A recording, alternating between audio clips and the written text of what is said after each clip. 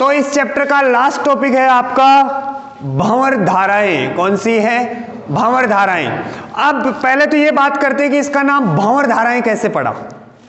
ठीक है, जैसे आपने पानी में पत्थर गिराया होगा, एक गाना भी है आपने सुना होगा, पानी में पत्थर मत मारा कर कोई पीता पीता होगा। ऐसा कुछ है क्या? है? नहीं है? पानी में पत्थर ना मारा कर सांवरे, ऐसा कुछ है? लेकिन मैं वो गाना नहीं सिखा रहा आपको, मैं आपको सिखा रहा हूं भंवर धाराएं। ठीक है, जब आप पानी के अंदर पत्थर डालते हो तो क्या भंवरे उठते हैं? इस टाइप से लहरें उठती है। उन्हीं के कंसेप्ट पे इसका नाम पड़ा है क्या? भंवर धाराएं। क्या नाम पड़ा है? भंवर धाराएं। एक साइंटिस्ट था फोको नाम से, क्या नाम था उसका? फोको। उसने इस करंट के बारे में स्टडी की, तो इसे एक और नाम भी बोलते हैं, फोको करंट। क्या है? फोको धाराएं। ये वर्ड भी पूछा गया कि भंवर धाराएं की जगह क्या वर्ड दे दिया उसने? फोको करंट। वो साइंटिस्ट का नाम ही ऐसा है, तो उसी नाम पे इस धारा का नाम क्या पड़ा? भंवर धाराएं या फोको धाराएं। बोलो, बात इतनी समझ में आ गई? अब सुनना, एक छोटे से एक्सपेरिमेंट से मैं आपको समझाने की कोशिश करूंगा। वैसे इसकी डेफिनेशन क्या है कि जब किसी धातु की चद्दर, अब समझ लो यार, इधर समझो आप, अब नाम है तो है, इसमें क्या है? अजीम नाम है तो है भाई, समझो।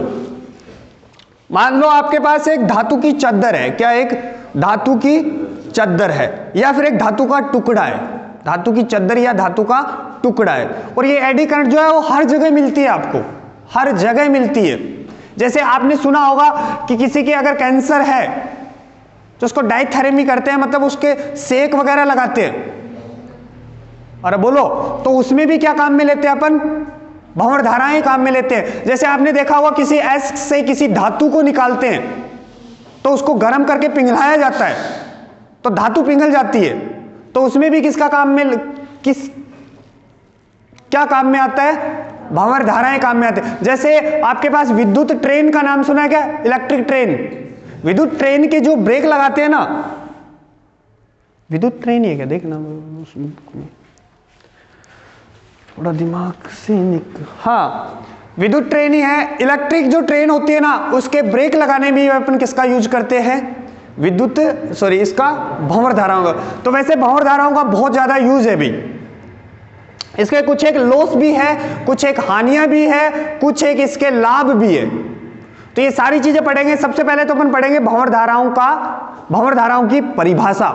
ठीक है, फिर भंवर धाराओं का प्रायोगिक सत्यापन, यानी कि प्रयोगों द्वारा अपन भंवर धारा को समझेंगे। फिर अपन समझेंगे कि भंवर धारा को कम कैसे कर सकते हैं। फिर अपन पढ़ेंगे भंवर धाराओं से होने वाली हानि और भंवर धाराओं के उपयोग। बात समझ में? कुछ एक कंसेप्ट जो है वो एसी का उठाना पड़ेगा मेरे को, एसी प्रत्यावर्ती धारा का। कुछ एक कंसेप्ट, एक टॉपिक आता है आपके चैप्टर नंबर 7 के अंदर, गैल्वेनोमीटर नाम से एक टॉपिक आता है, उससे उठाना पड़ेगा। तो अगर थ्योरी की 2-4 बातें नहीं समझ में आए तो कोई दिक्कत नहीं है, फिर बताता हूं मैं एक बार कि भंवर धाराएं क्या होती है। जैसे आप पानी में पत्थर डालते हो तो पत्थर डालने पे उसमें क्या होती है? लहरें उठती है। उस लहरों के आधार पे ही, यानी कि जो लहरें उठती है उसी टाइप से इसमें धाराएं उत्पन्न होती है, इसलिए इसका क्या नाम पड़ा? भंवर धारा। ये इसकी परिभाषा नहीं है, परिभाषा मैं अब बता रहा हूं कि मान लो आपके पास एक धातु की चद्दर है या फिर एक धातु का टुकड़ा है। अगर उस धातु के चद्दर या टुकड़े से चुंबकीय फ्लक्स के मान में परिवर्तन होता है, धातु की चद्दर या टुकड़े से गुजरने वाले फ्लक्स के मान में परिवर्तन होता है, तो उस टुकड़े के पूरे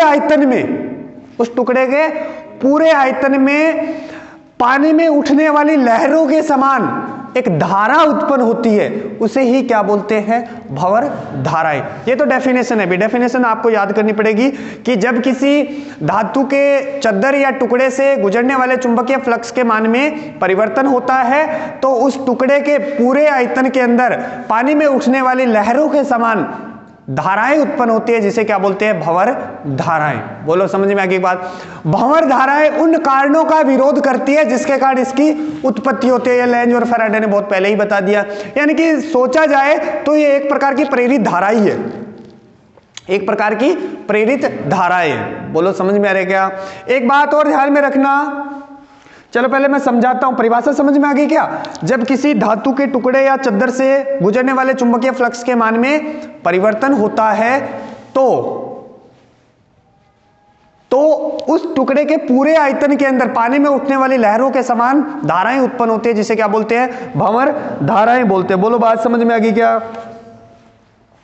फिर है धाराओं का तल।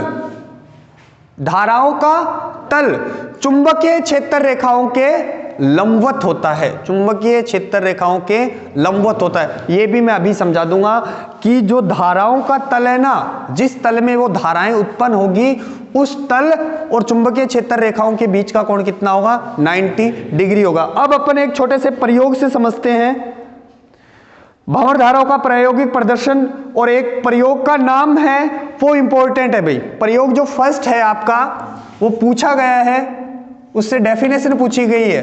प्रयोग फर्स्ट का नाम क्या है? विद्युत चुंबकीय अवमंदन। क्या है? विद्युत चुंबकीय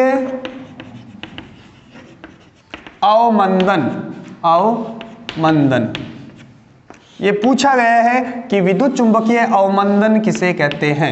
विद्युत चुंबकीय अवमंदन, इलेक्ट्रोमैग्नेटिक डैम्पिंग बोलते हैं इसे, इलेक्ट्रोमैग्नेटिक डैम्पिंग, विद्युत चुंबकीय अवमंदन। ठीक है, तो सुनो, एसएचएम पढ़ा है क्या आपने? फिर गुरुजी दुखती रग पर हाथ धरो थे। 11th क्लास के अंदर एक टॉपिक था जिसमें आपने पढ़ा होगा अवमंदित दोलन, डैम्प्ड ओसिलेशन। जैसे मान लो एक झूला है, ध्यान से सुनना, एक झूला है, उसको आपने झूला के छोड़ दिया ऐसे, ठीक है, मान लेता हूं ये एसएचएम कर रहा है, ठीक है, तो क्या ये झूला जिंदगी भर ऐसे घूमता रहेगा, ऐसे चलता रहेगा? ऐसे जिंदगी भर? मतलब एक छोरे इंडो दे के छोड़ दे वो इंडे पर ही मरेगो, फिर जवान भी इंडे पर होगो, बुढ़ो पर इंडे पर होगो, मरेगो भी इंडे पर ही, क्योंकि वो चालते रहेगा, चलते मुतर कौन सके? अरे बोलो, या फिर वो ऐसे ऐसे ऐसे ऐसे ऐसे, बोला ऐसे होगा क्या? इसे बोलते हैं अवमंदित दोलन। क्या है? अवमंदित दोलन। यानी कि टाइम के साथ उसका जो आयाम है वो क्या होता है? डिक्रीज होता रहता है। बोलो, अवमंदन का अवमंदन वर्ड समझ में आ गया? देखो, मान लिया मेरे पास तल के लंबवत अंदर की ओर चुंबकीय क्षेत्र है। क्या है? तल के लंबवत अंदर की ओर एक चुंबकीय क्षेत्र है। इसके अंदर एक धातु का टुकड़ा रखा हुआ है। क्या है? धातु का टुकड़ा, जो चुंबकीय क्षेत्र के क्या है? लंबवत है। चुंबकीय क्षेत्र के क्या है? लंबवत है। ठीक है, समझ में आ गई बात? मैं इस टुकड़े को चुंबकीय क्षेत्र से बाहर खींच रहा हूं, चुंबकीय क्षेत्र से बाहर लेके आ रहा हूं। तो जैसे ही मैं बाहर लाऊंगा, तो जैसे जैसे ये बाहर आएगा, तो क्या चुंबकीय क्षेत्र के अंदर इसका एरिया धीरे धीरे कम होगा? क्या इससे गुजरने वाले फ्लक्स के मान में कमी होगी? भाई देखो, जैसे ये टुकड़ा है, मान लो ये मान लिया मैंने, ये टुकड़ा है कुछ, ठीक है, इस टाइप से है, ऐसे है ये, ठीक है। इसको जब आप बाहर खींचोगे तो क्या चुंबकीय क्षेत्र में, बाहर चुंबकीय क्षेत्र नहीं है, क्या जैसे जैसे बाहर निकलेगा तो चुंबकीय क्षेत्र में इसका क्षेत्रफल कम होता जाएगा और इससे गुजरने वाले फ्लक्स में क्या होगी? कमी होगी। तो इसके पूरे आयतन के अंदर, इसके पूरे आयतन के अंदर जो धाराएं है वो इस प्रकार होगी कि वो इससे गुजरने वाले फ्लक्स के मान में कमी का विरोध करे। चुंबकीय क्षेत्र किधर है? तल के लंबवत अंदर की ओर। क्या तल के लंबवत अंदर की ओर चुंबकीय क्षेत्र कम हो रहा है?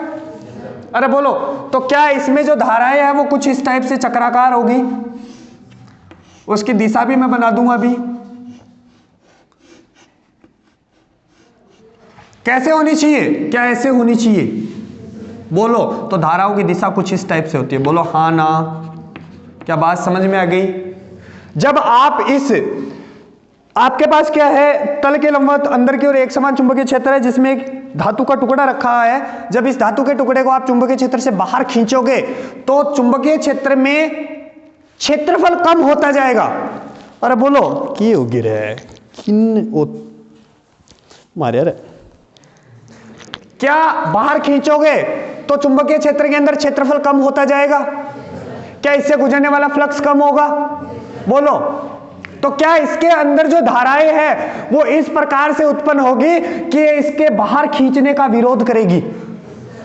अरे बोलो। इसलिए इसे क्या बोलते हैं? विद्युत चुंबकीय अवमंदन बोलते हैं। और धाराएं कुछ इस प्रकार से होगी कि वो इस घटते हुए चुंबकीय क्षेत्र को घटने ना दे। अरे बोलो। मैं एक बार पढ़ के बता देता हूं आपको कि चित्रानुसार चुंबकीय क्षेत्र बी के लंबवत रखी धातु की समतल प्लेट PQRS, नामकरण भी कर दिया इसने, PQR और S। PQRS को चुंबकीय क्षेत्र के बाहर खींचा जाता है तो प्लेट का चुंबकीय क्षेत्र के अंदर स्थित क्षेत्रफल बदलने से, क्या खींचोगे तो चुंबकीय क्षेत्र बदलेगा? चुंबकीय क्षेत्र बदलने से प्लेट से गुजरने वाले चुंबकीय फ्लक्स में परिवर्तन होता है, अर्थात प्लेट से गुजरने वाले चुंबकीय क्षेत्र में चुंबकीय फ्लक्स में कमी होती है, जिससे प्लेट में चित्रानुसार भंवर धाराएं उत्पन्न होती है। भंवर धाराएं लेंज के नियमानुसार इस प्लेट की गति का विरोध करती है, इसलिए इसे क्या बोलते हैं? विद्युत चुंबकीय। क्या मैंने जो बताया है वही है थ्योरी के अंदर? भाई तल के लंबवत अंदर की ओर एक चुंबकीय क्षेत्र है बी, ठीक है, विंग अंदर लंबवत चुंबकीय क्षेत्र के लंबवत एक प्लेट रखी है भी, प्लेट ना आप अगर 12 खींचांगा तो चुंबकीय क्षेत्र के अंदर जो क्षेत्रफल है वो क्या होगा? डिक्रीज होगा। क्या अर्थात इस प्लेट से गुजरने वाला चुंबकीय फ्लक्स के मान में कमी होगी। तो धाराएं जो है वो लेंज के नियम से इस प्रकार उत्पन्न होगी को इसके बाहर आने का विरोध करे, इसलिए इसे क्या बोलते हैं? विद्युत चुंबकीय अवमंदन। ये डेफिनेशन आपको याद करनी है। क्या बात समझ में आ गई? एक्सपेरिमेंट नंबर 2, भंवर धाराओं के प्रभाव को कम कैसे कर सकते हैं अपन? भंवर धाराओं के प्रयोग को कम कैसे कर सकते हैं? अब देखो एक वर्ड आता है, एक चैप्टर आता है 10, उसमें एक टॉपिक है ट्रांसफार्मर। क्या है? ट्रांसफार्मर। लास्ट टॉपिक है चैप्टर नंबर 10 का। ट्रांसफार्मर के अंदर क्या होता है? नरम लोहे की ऐसी प्लेटें होती है, नरम लोहे की ऐसे प्लेटें होती है, इस टाइप से प्लेटें हैं। ये मान लो एक प्लेट है, इसके बीच में कोई पदार्थ लगा दिया ऐसा जो कुचालक हो, एक दूसरी प्लेट होगी, एक तीसरी प्लेट होगी। बोलो, समझ में आ रही है बात? जब इससे धारा प्रवाहित करेंगे अपन, ध्यान से सुनना, नरम लोहे की ऐसी प्लेटें हैं, क्या उस प्लेटों से आप धारा प्रवाहित करोगे तो क्या इसमें एक भंवर धारा उत्पन्न होनी चाहिए? क्योंकि एसी है, बार बार अपनी दिशा बदलेगी, तो क्या बार बार इन प्लेटों से गुजरने वाले फ्लक्स के मान में कमी या वृद्धि होगी? तो क्या इसमें भंवर धाराएं आएगी? क्या भंवर धाराएं आने की वजह से ये प्लेट गर्म होगी, और गर्म होने से क्या कुछ ऊर्जा की हानि होगी? यानी कि ट्रांसफार्मर के अंदर प्लेटों की आकृति जो है वो इस टाइप से बनाई जाती है। कौन समझ में आ रहा है? प्लेटों की आकृति जो है वो इस टाइप से बनाई जाती है कि भंवर धाराएं क्या हो, उसमें कम से कम उत्पन्न हो। अरे बोलो, आप देख लेना। अब आपके यहां तो शायद है ही नहीं, ऐसी सोप ही नहीं है जिसपे ये आप डिप्पी बोलते हो जिसे, अरे बड़ी लाइन हो, नीचे एक डिप्पी रखा, फिर छोटी करंट आ जाए, मतलब घर में लाइट आ जाए। ऐसा मैंने देखा है मार्केट में। हिसार के अंदर एक ऐसी सोप है, उस चौक का नाम पता नहीं है, वहां पे मैंने देखी, उसी टाइप के बनाते। अभी मैं समझाऊंगा, आप समझ जाओगे कि भंवर धाराओं के प्रभाव को कम करना। टॉपिक क्या है? भंवर धाराओं। थ्योरी है बेटा, टोटल थ्योरी है। भंवर धाराओं के प्रभाव को कम करना। और हाँ, मैं कोशिश करूंगा कि इस वीडियो में मैं ये सारी चीजें आपको 3D में दिखाने की कोशिश करूं कि ये प्लेटें ऐसे होती है, ये ऐसे चलती है। कोशिश करूंगा अगर मेरे को कहीं पे कॉपीराइट फ्री वीडियो मिल गई तो मैं इसमें साइड में दिखा दूंगा आपको, ठीक है? कोशिश करेंगे। बाकी मैं कुछ बोल नहीं सकता, कई बार तो मैं वीडियो को एडिट भी नहीं करता, डायरेक्ट सीधी उठा के हाँ हूँ ना नू सारी चाल वैसे सीधी अपलोड कर दूँ। अपना चैनल है भाई साहब, है ना? जैसे पढ़ाएंगे वैसे पढ़ाएंगे अपन। अरे जो है वो है, सच्चाई छुप नहीं सकती झूठे असूलों से, और खुशबू आ नहीं सकती कागज के फूलों से। जैसा हूं वैसा हूं भाई साहब। हाँ बोलो बाबा, एक बार और बोलो। बस रुक जाओ आप, तुम्हें पता ही नहीं यार कहाँ बाबा बोलना है, कहाँ रुक जा बोलना है। अजीब जानवर हो तुम। सुन इधर, मान लिया एक ये चुंबकीय क्षेत्र, एक ये ये चुंबकीय क्षेत्र है, क्या ये ध्यान से समझना। और एक ये इसका साउथ पोल हो गया, ठीक है। इसके अंदर एक मेटल की प्लेट है, क्या है, धातु की एक प्लेट है, क्या है, धातु की प्लेट। और उसको मैंने SHM कराया, दोलन गति करवाई, ठीक है। एक तो ये प्लेट ऐसे डायरेक्ट हो सकती है, ध्यान से समझ लेना, ऐसे हो सकती है। इसको मैंने ऐसे ऐसे हिला के छोड़ा तो क्या ये ऐसे ऐसे चलेगी, क्या इसका कुछ आवर्तकाल होगा, बोलो। लेकिन जब अपन एक्सपेरिमेंट इस टाइप से करते हैं कि यहां मैंने मैग्नेट लगा रखी है, यहां मैंने मैग्नेट लगा रखी है, और जब मैं इसको दोलन करवाऊंगा, जब मैं इसको ऐसे गति करवाऊंगा, क्या ये जब इसके पास आएगी तो क्या इससे गुजरने वाले फ्लक्स में परिवर्तन होगा या वृद्धि होगी? तो क्या इधर आने का वो विरोध करेगी? अरे इन ना आओगी, जब ज्यादा गुजरेगो तो क्या वो विरोध करेगी? क्या इस कंडीशन और इस कंडीशन में टाइम पीरियड किसका ज्यादा होगा, आवर्तकाल किसका ज्यादा होगा? इस स्थिति में आवर्तकाल ज्यादा होगा, बोलो क्यों? क्योंकि इस स्थिति में इसके अंदर क्या उत्पन्न हो जाएगी, भंवर धाराएं उत्पन्न हो जाएगी। बोलो समझ में आई क्या बात, समझ में आई बात। अब अपने को क्या करना है, इस भंवर धाराओं को कम करना है। एक तो मैंने बताया आपको कि प्लेट आप इस टाइप से ले सकते हो, यही प्लेट लिए मैंने इस टाइप की, बोलो। अब जो ट्रांसफार्मर होता है उसमें कुछ अजीब टाइप की प्लेटें लगाते हैं, और वो प्लेटें कुछ इस टाइप की होती है, ध्यान से सुनना।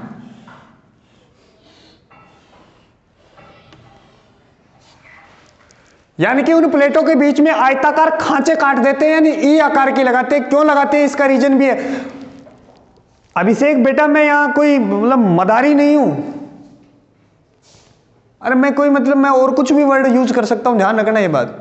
तू हंसे ही जा रहा है, अरे मैं तो तेरे को अच्छे से अच्छा समझाने की कोशिश कर रहा हूं और तू मेरी हर एक बात पे हंस रहा है। यहां मैंने ये समझाने की कोशिश की, फिर भी तेरे दांत बाहर आ रहे हैं, और जब मैं घूसा मारूंगा तो दांत की जगह पता नहीं क्या क्या बाहर आएगा, ध्यान रखना। अरे यार मैं तो मेरी पूरी एनर्जी लगा के समझा ला रहा हूं, वो बैठे बैठे मेरे का नहीं देख कर हंसे, अच्छा कार्टून है, नहीं समझ में आ रहा तो बोल दे गुरुजी आपने पल्ला कौन पड़ा है। लेकिन जो चीज मैं समझाने की कोशिश कर रहा हूं वो समझ तो सही तू। एक तो प्लेटें इस टाइप की लगा सकते हैं अपन, और ट्रांसफार्मर के अंदर बेटा प्लेटें कुछ इस टाइप की लगाते हैं। एक ही खांचा दिखाया मैंने। अब यहां ये खांचा लगाने का रीजन देखो, पहले इसमें ये लेंथ ऐसे थी, यही थी लेंथ, इसमें देखो लेंथ कितनी बढ़ गई, जो भंवर धाराएं हैं वो इस टाइप से उत्पन्न होगी, बोलो। मान लो यही टुकड़ा है, यही टुकड़ा है, इसको मैं कुछ इस टाइप से बना देता हूं, ध्यान से समझना, इस टाइप से बना दिया मैंने, तो क्या बेटा ये लंबाई बढ़ गई, बोलो बढ़ी कि नहीं? अगर लंबाई बढ़ गई तो आर बराबर रोल ले भाई, लंबाई बढ़ गई तो क्या बढ़ गया, इसका प्रतिरोध बढ़ गया, और अगर प्रतिरोध बढ़ गया तो क्या एडी करंट कम हो जाएगी, बोलो हाँ ना, समझ में आई क्या बात। भंवर धाराओं को कम करने के लिए ट्रांसफार्मर के अंदर जो अपन पटलित क्रोड लगाते हैं, पटलित का मतलब पटली जानते हो क्या, नहीं जानते? राजपूती लोग जब, राजपूती लेडीज जब वो ओढ़ती है तो उसको ऐसे ऐसे करके ऐसे यहां लगाती है, साड़ी में भी होता है ऐसे ऐसे, वो ऐसे घुमा घुमा के फिर वो बच जाता है ना, तो उसको ऐसे ऐसे ऐसे करके इधर लगाते हैं, उसको पटली बोलते हैं। ये वर्ड भी नहीं जानते आप, तो राजस्थानी हो, लड़कियां तो जानती होगी। अरे थे कौन जानो रहा यार, तू तो फिर बिल्कुल यार, तुम्हें तो बेसिक नॉलेज है ही नहीं। अरे वो तो बेरो है, बिन बिन करके वो इतो सार हो जाए, फिर मैं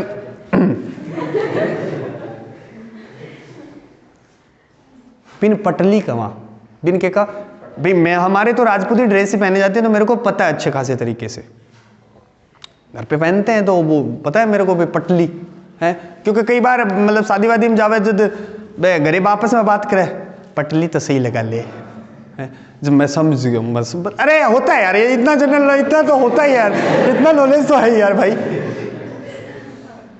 अब पटली का मतलब समझ गए, मैं हर एक वर्ड समझाने की कोशिश कर रहा हूं। पटलित क्रोड होती है, पटलित का मतलब भाई यही तो करें, तो एक के ऊपर एक रखकर ऐसे, इन्हें कौन दिखने लग रही, ऐसे एक के ऊपर एक रख के, बोलो समझ में आ गई क्या बात। लेकिन इसका आकार किस टाइप से बनाते हैं अपन, इस प्लेट के अंदर आयताकार खांचे काट देते हैं या फिर ई आकार की प्लेट बनाते हैं ताकि उसका रेजिस्टेंस क्या हो जाए, बढ़ जाए और उसमें भंवर धाराएं क्या हो जाए, कम से कम उत्पन्न हो। क्या बोलो, बात समझ में आ गई?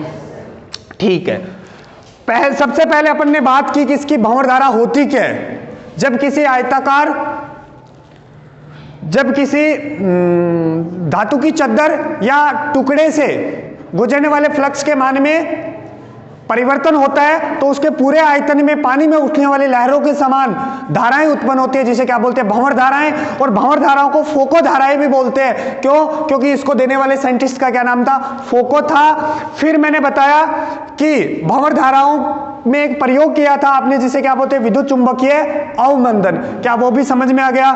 फिर मैंने बताया कि भंवर धाराओं को कम कैसे कर सकते हैं। भंवर धाराओं को कम करने के लिए आप जो धातु की चद्दर ले रहे हैं उसमें क्या कर दो, आयताकार खांचे कर दो। ये मैं ट्रांसफार्मर में भी आपको अच्छी तरीके से बताऊंगा। तो क्या ये बात समझ में आ गई? फिर अपन पढ़ते हैं भंवर धाराओं के उपयोग। भंवर धाराओं के उपयोग ये दोनों पढ़ लेना भी।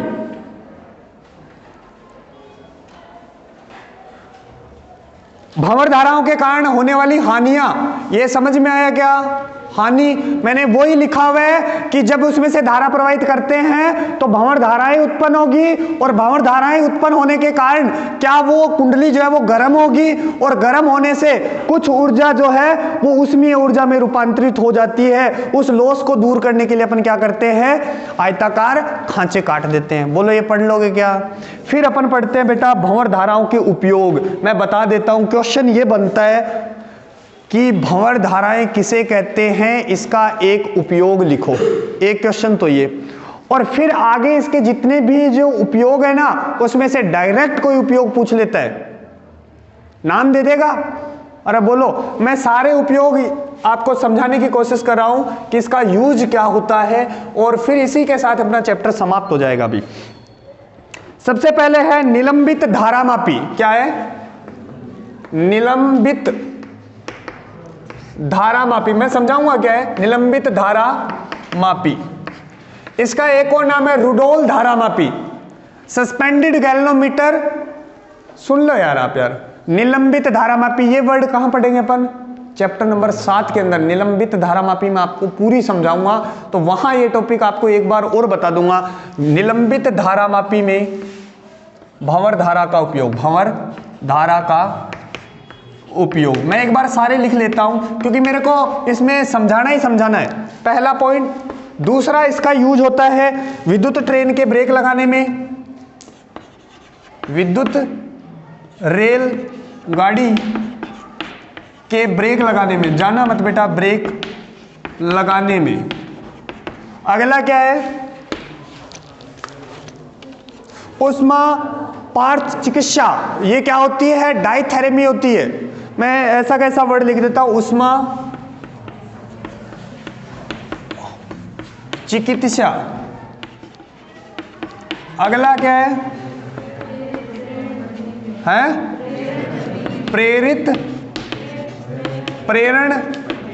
प्रेरण भट्टी है क्या?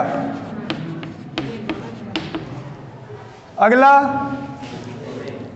आता ही है तो नीचे तो चिड़िया उड़ गई। फिर सुनो तो, ये भंवर धाराओं के उपयोग है और ये बहुत ज्यादा इंपॉर्टेंट भी है। थ्योरी है भाई साहब, पहली बात तो यह है। ठीक है, सारों पहले बात करा आपा निलंबित कुंडली धारामापी। अब निलंबित कुंडली धारामापी में होवे के वो प्रोग्राम पूरा समझाओ।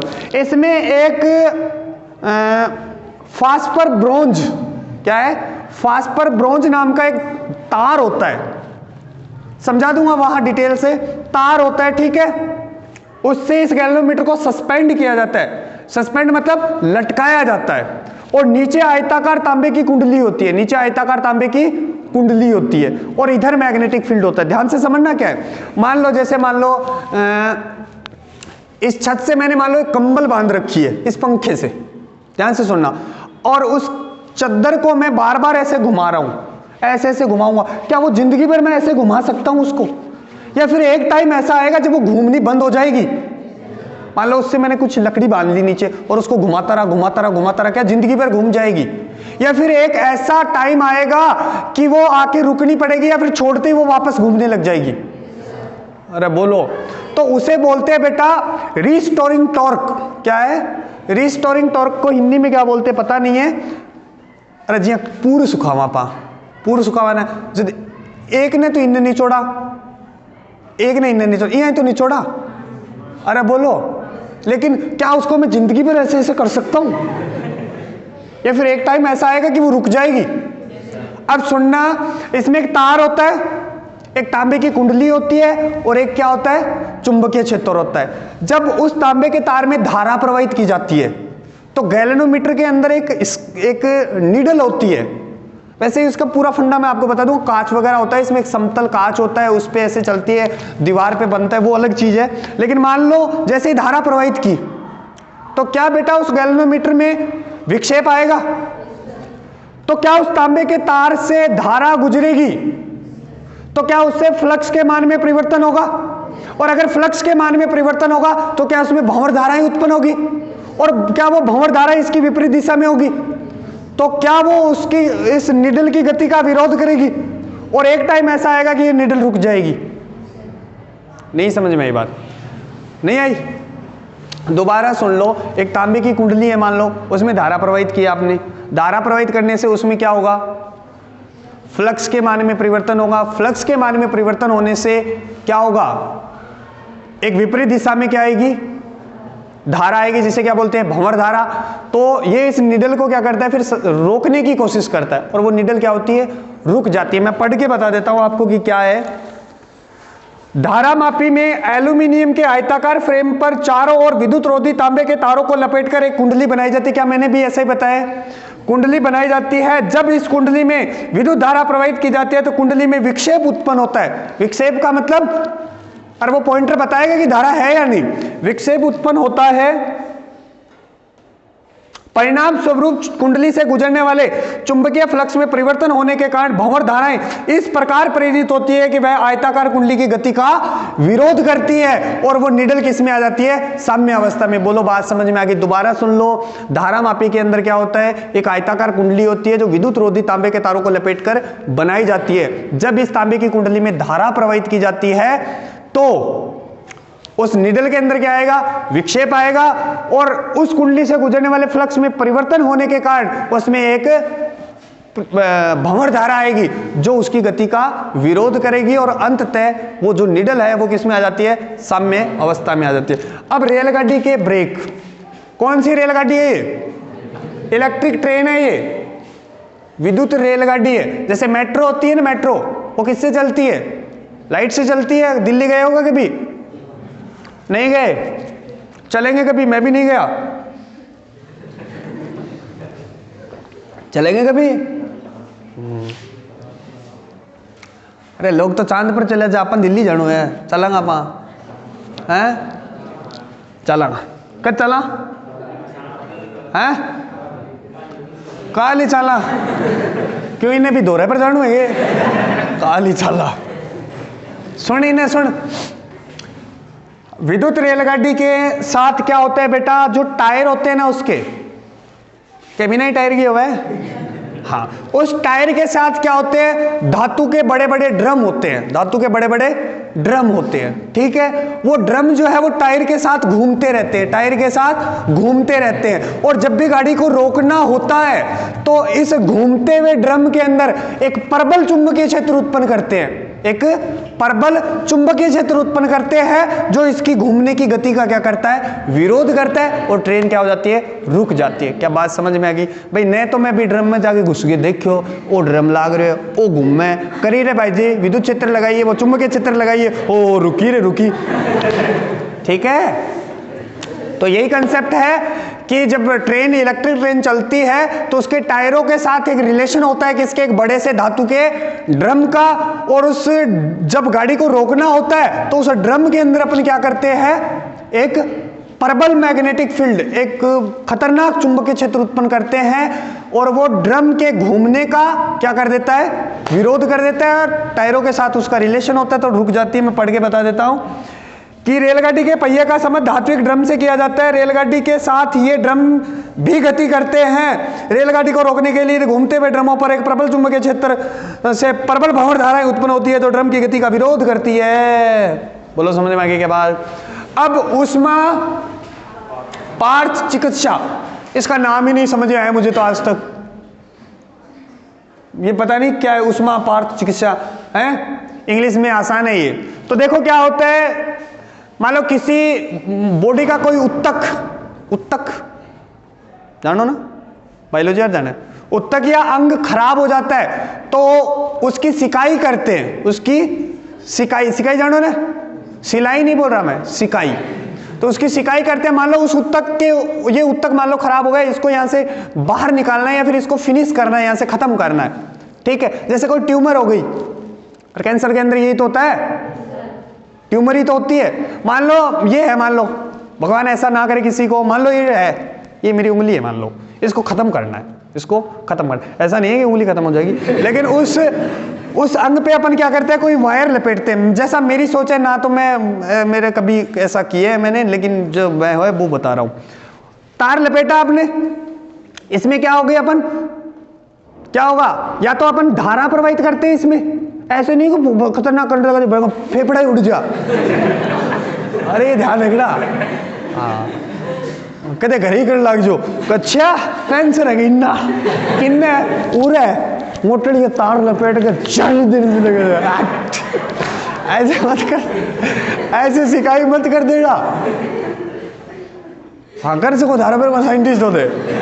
तो क्या होता है, उस उत्तक पे मान लो क्या होता है, उसमें भंवर धाराएं प्रवाहित करते हैं, और भंवर धाराएं प्रवाहित करने से क्या होगा, वो तार गर्म होगा, अरे बोलो, और क्या उस अंग को आप सिकाई समझ गया होगा यार, समझ गया होगा, मैं बोल देता हूं इसमें से। रोगग्रस्त उत्तकों की सिकाई के लिए रोगी के शरीर के उस भाग पर कुंडली लपेटकर धारा प्रवाहित किया जाता है जिससे उत्तकों में भंवर धाराएं उत्पन्न होती है, और इस प्रकार रोगग्रस्त उत्तक की सिकाई हो जाती है। 1 मिनट रुक जाओ बस, ठीक है। अगला क्या है, प्रेरण भट्टी में भंवर धाराओं का उपयोग। अब प्रेरण भट्टी वाला कंसेप्ट भाई साहब, इसमें फ्लैश आ रहा है, बंद कर दो इसको।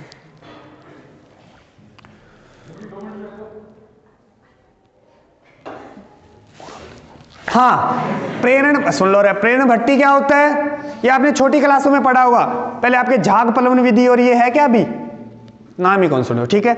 मान लो सोना मिला, खादानों में सोना मिला, तो क्या सोना डायरेक्ट मिले, सोने को डलियों मिल जाए सीधे, सोनो यहाँ पावेगा सोनो, तो उसके साथ बहुत सारा डंगा होगा जिसे ऐशक बोलते हैं, अरे बोलो, तो उससे अगर आपको यार ये भी कोई,